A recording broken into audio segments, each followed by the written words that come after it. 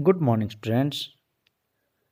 As you know very well that today we are going to start a new beautiful poem, Keeping Quiet, which is composed by Pablo Neruda. Students, you must keep in your mind that this is an anti-war poem composed by Pablo Neruda. In this poem, the poet stresses the need of introspection. Students, first of all, you should read this poem with great explanation. I am going to explain this poem with each and every stanza one by one. Students, start to read the stanza number 1. Now we will count up to 12 and we will all keep still. For once on the face of the earth, let us not speak in any language. Let us stop for 1 second and not move our arms so much. In this stanza, Pablo Neruda says that, first of all, I'd like to tell you some brief summary of Pablo Neruda. He was born in 1904 and he won for Nobel Prize. He won the Nobel Prize for Literature in the year 1971. In this poem, in this first stanza, he talks about the necessity of quiet introspection. Quiet introspection is the central idea and central theme of this poem. Through this poem, he creates a feeling of mutual understanding among human beings. According to Pablo Neruda, some people who are always busy in worldly activities can never understand themselves. The poet is deeply moved by the violence, cruelty towards animals, and plight of manual workers.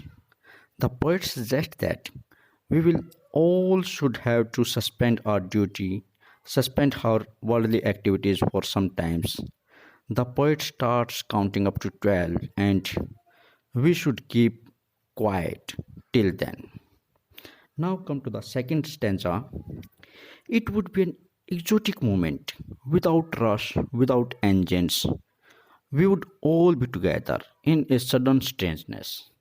Hence, the poet wants to say that the moment of quietness will be a historical moment when no cars, no trains, and no machines will move. People will forget their differences. The poet wants that the fisherman would not kill the whales. The salt gatherer will stop their work. You have to go to study this passage, this stanza from the third stanza. Fishermen in the cold sea would not harm whales, and the man gathering salt would look at his hot hands. Who prepare wars will go ahead to meet the soldiers of another army. People will forget about their differences. The poet wants that fishermen would not kill the whales. The salt gatherer will stop their work and get time to look at their bleeding hands. Stanza number 4. The poet wants to say that in stanza number 4, those who prepare green wars, wars with gas, war with fire, victory with no survivor, would put on clean clothes and walk about with their brothers in the shade, doing nothing. In this stanza, the poet says that those who prepare wars will go ahead to meet the soldiers of another army because they are also like their brothers. It means that men can start living like brothers after being introspective. It means introspection is the central idea of this poem. In the next stanza, the poet says, what I want should not be confused with total inactivity. Life is what it is about. I want no truck with death. If we were not so single minded about keeping our lives moving and for once could do nothing, perhaps a huge silence might interrupt this sadness of never understanding ourselves and of threatening ourselves with death. In this stanza, the poet says that the it clearly says that he does not advocate total inactivity. According to the poet, action is the indicator of life, and inaction means death. He only wants to put on end to violence.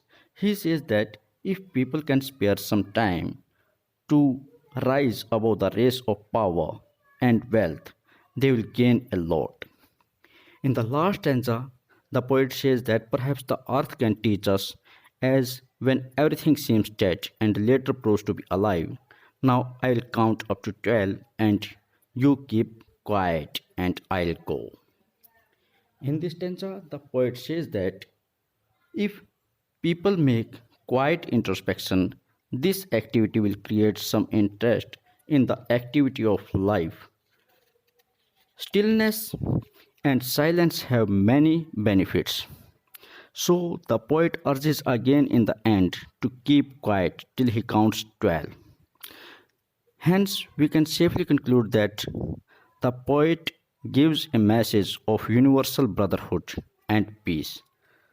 Thus, the poem suggests the reader to stop all sorts of aggressions. So, my dear students, after reading this poem and after explaining all these sentences, all the stanzas with simple language, I can firmly say that you must have understood all the thoughts in your mind. And if you have any doubt about this poem, you can leave a comment in the comment section and I will try to help each and every type of all questions which I try to explain all your questions into simple language.